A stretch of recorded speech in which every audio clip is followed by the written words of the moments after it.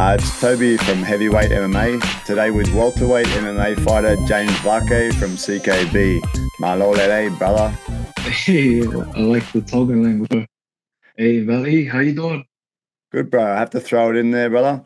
Man, it's been 3 years since we had a talk, and those 3 years ago, bro, at the end of the chat, you mentioned that you would love to fight in PFL.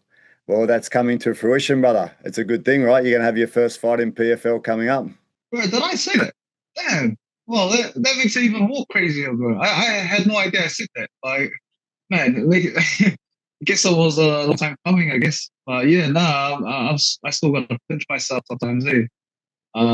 Yeah, really stoked for an opportunity like this. And yeah, man, I'm just making the most of the opportunity to the best of my ability. Awesome, man. So your opponent is called Omar El Dafrawy.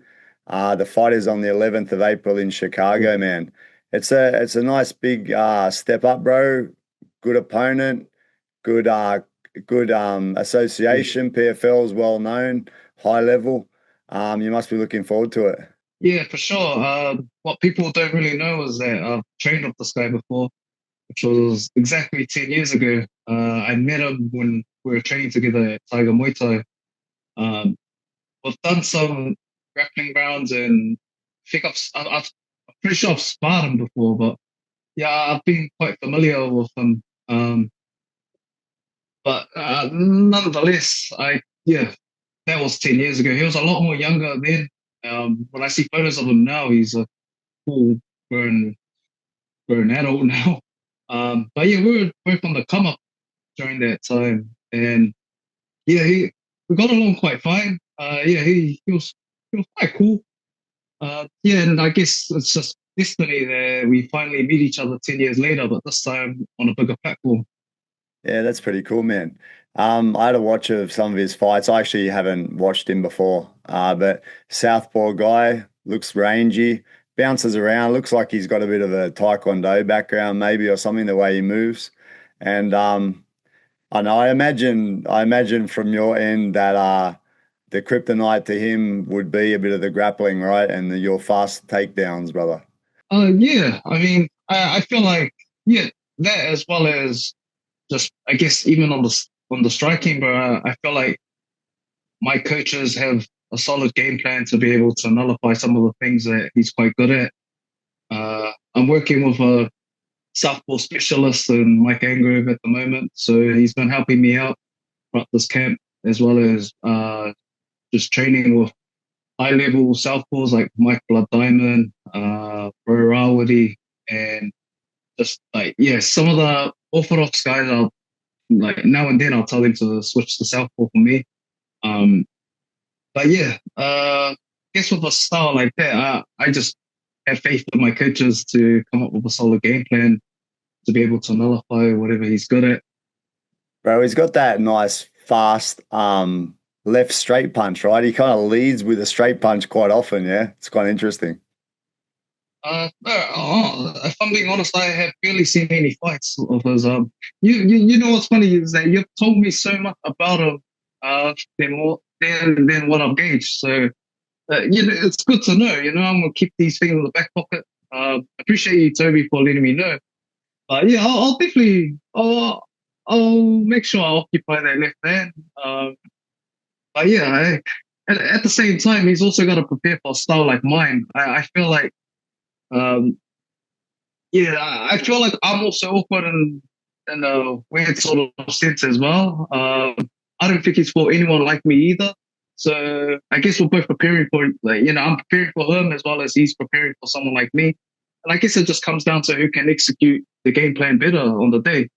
So yeah, he's got a tough task in trying to figure me out as well because like you know it's like yeah like if you know worst case crap pissed the fan, you know I might just pull something random out. You know he might you never know. I might throw some spinning wheel kick. I don't even know how to throw a spinning wheel kick, but just for the sake of it, I might just do it. I might even switch to southpaw. Who knows? But yeah, Yeah. I'm excited. I can't wait to go in there and yeah, just go try it out. That's good to hear, bro. You've been hanging around with Blood Diamond too much, bro, throwing angles out of hats and stuff, right? Yeah, yeah. No, honestly, bro, I'm sick of dealing with him, eh? So I guess I just gotta return the favor over to Omar because man, Bloods is just yeah, he's been whipping me with his awkwardness. Bro, I don't know if you like to watch fights. Doesn't sound like you do. If you do like to watch fights of your opponents, there was one that looks good. He fought a guy called Wendell, and the guy did a real good job with slowing him down with grappling. It's probably worth a little watch if you get a chance. If not, doesn't matter. Yeah. Yeah. No, yeah, no. Yeah, I mean, because like I do watch film. Yeah, it's weird because sometimes I end up finding myself watching film closer to the fight, just so that I can get more of a gauge as I get closer, so that you know, like natural tendencies and everything like that can just naturally happen. Just like because as it gets closer, I just want the fight to, I want my preparations to be a little bit more realistic to what I'm going to do on the night. Um, so yeah, I was gonna eventually watch some of his fights, maybe 2 weeks closer to the fight. But normally I leave that to my coaches because I trust in them to be able to spot something that, like if they're able to see that he's really good at doing something, then I'm sure that they've got an answer to be able to capitalize on something like that. So at this stage, I'm just leaving it to my coaches. But I think as it gets closer, I'm going to start getting a gauge of this guy and then I'm going to really lock in on I'm really going to beat this guy. Bro, you mentioned Mike Angove. When you mention your coaches, it makes me think of Dougie. You mentioned you trained with him a bit before. Yeah. Dougie with the 1 minute scraps, bro. I wanted to see him get the W, bro. He got a couple of nice little shots there, but it didn't get all the way through. Yeah, no, he still got it, eh? I mean, Yeah. shucks. If anything, bro, that's a lesson to like all us fighters at CKB to, don't muck around, before Doug kicks our ass. But no, he still got it, man. The head movement's still there. It was a bit of a nostalgia moment for me because I grew up actually watching that guy, especially being a Tongan fighter. He was almost like, I mean, like, for Samoans, they're lucky, man. They've got like David Tour. I mean, they've got Jai Opataia coming up, Carlos Olberg. Like the stack of all the names. And for us Tongans, we never really had anyone to look up to. And Doug was the one guy that I remember he was almost like our hero, because he was like just that one Tongan fighter that like, he was out there winning world titles and yeah, man, and also his style as well was captivating. So yeah, it was a surreal moment for me just to watch him just get back in there. And man, I was gutted that he got. I think he got eliminated. He got eliminated in the semi there. I think it was his third fight, But right? yeah, even despite yeah, I think that because if he had won there, I'm pretty sure he would have been in the final. So yeah, I mean, but to be fair, I mean, like the guy that he fought was also a southpaw as well. He's not a bad fighter as well. He also competes locally here too. So he's a dangerous opponent as well. So yeah, it was just great to just see Doug get back in there. I think he's about what pushing 50 this year. I'm not quite sure. Shit. So Your fight's coming up. You fought in Australia, New Zealand, and I think you mentioned France before. Now you're going to be fighting in the US in Chicago. Is that exciting to you, bro? 100%, bro.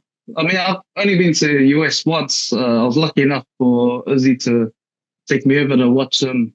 It was the card where he fought Jared Cannonier and Volk was fighting Max Holloway, the trilogy fight. So I was lucky enough to go over to America and yeah, I'm excited, bro, because, the home of Michael Jordan, I'm excited to go there and just witness, like just to be able to get the privilege to travel the world, man. I don't take things like that for granted.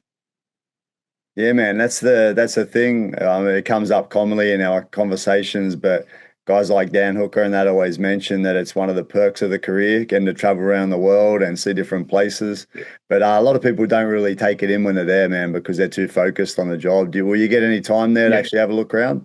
Fight week. Mate, honestly, bro, I'm just the type that will just play it by ear. Really. Like, if I'm bored, bro, you'll probably catch me down the road meeting, saying hi to some locals.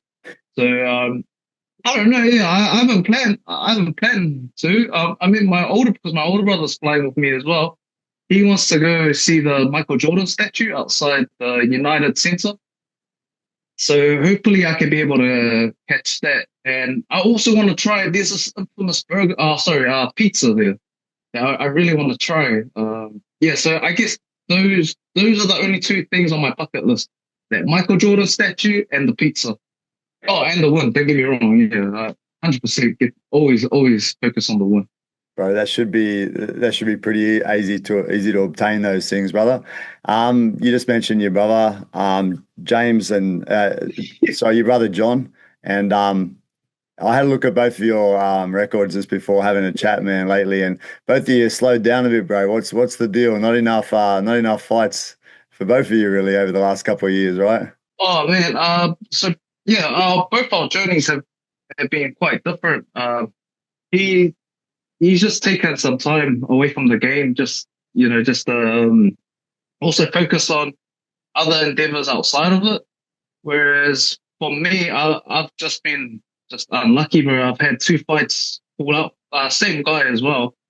Um, yeah, so I had to deal with that. So I'll just pull the curtain back and we'll just go all the way back. So after my fight, so I broke my hand during the fight, kept me on the side for about 3 months. Then I was booked to fight on that same promotion again against a Korean guy. Um, sorry, I forgot his name. Then on the week of the fight, he pulls out. Then we had like, I think two or three guys that we were planning to fly over in the last minute. I couldn't get any of that over the line. So pretty much so yeah, wasn't active during that period. And then luckily, you know what's funny is that also on that week, I also got told about this PFL opportunity as well. So so like it was funny because it was actually my older brother that told me. He was like, "Oh, bro, I've got good news and bad news," and he was like, "Bad news is that your opponent has pulled out," and I was like, "Oh shit," and he was like, "But I got good news. Apparently PFL is going to be coming to Australia, and they want you to be a part of it."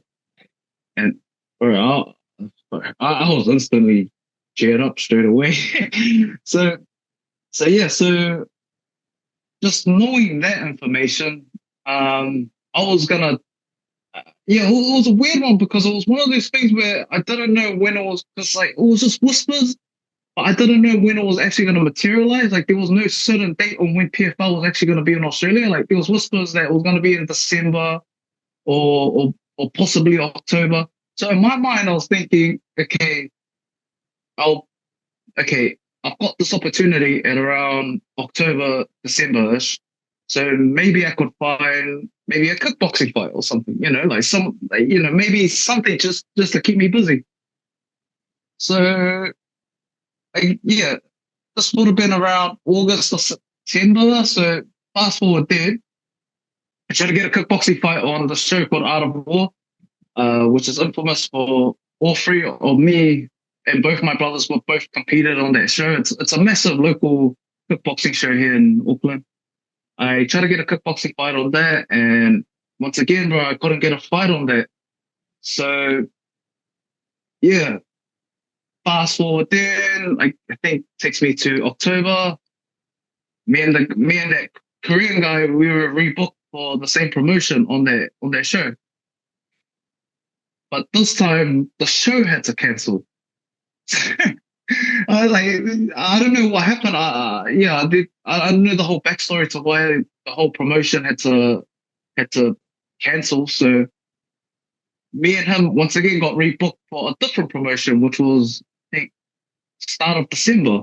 So regardless, I was gonna take the gamble on this guy regardless because like if I was gonna lose to this guy, I knew that my opportunity was gonna go down the drain. Whereas, like, regardless if I had won, at least it would have, it would have been a bit of a, like, like a bit of a warm up for PFL. You just as well as some ring time. So yeah, we get to December and then me and this guy are booked again. I think this time this year he pulls out again 2 weeks before the fight. So where are we now? What, March? Oh yeah, so like I pretty much, and then after that I just devoted 3 months of my time focused on Omar from like December all the way up until now. So yeah, I've actually had a bit of a long training camp for this guy. Bro, that's a good So thing, yeah, man. that's been, yeah. It's been a hell of I guess, hell of a year, man. It sucked because last year I got no fights in whatsoever. I just felt like I was in training camp that whole year for really nothing, really. So yeah, so pretty much I'm gonna be fighting this guy, and I haven't fought in about 2 years. Does it worry me a little bit? But honestly, I feel like because I've been in the gym just like every day, like last year up until now, especially being in there with killers, I feel like I'm prepared for, I'm willing to just go in there and just roll the dice with this guy. Bro, you mentioned before in the past having like a challenge of just with yourself in fights, and that you Yeah. need to remind yourself that you've trained your whole life for this, brother. So just another reminder from me, bro. You've trained your whole life for this, bro. You've started with your wrestling in high school through to now. Doesn't matter whether you had a couple of fights or not. As you mentioned in the last interview, you can take on anyone in the world. So fuck it, let's do it. Yeah. No, that's it, bro. Like that's what it is, bro. And I think that's where Eugene, that's where his mindset is as well. Where it's like, oh, you know what, like just chuck James in there, and we'll just like we'll see what happens. Like great things happens, great things happens. If it doesn't, then it is what it is. And I mean, that's what life's all about, really. Like it's a risk at the end of the day. I mean, Yeah, bro. Bro, I've run out of time a little bit, so I've got to cut it slightly short. Sorry, brother. But good to chat with you, easy. man. Best of Yeah, luck. yeah.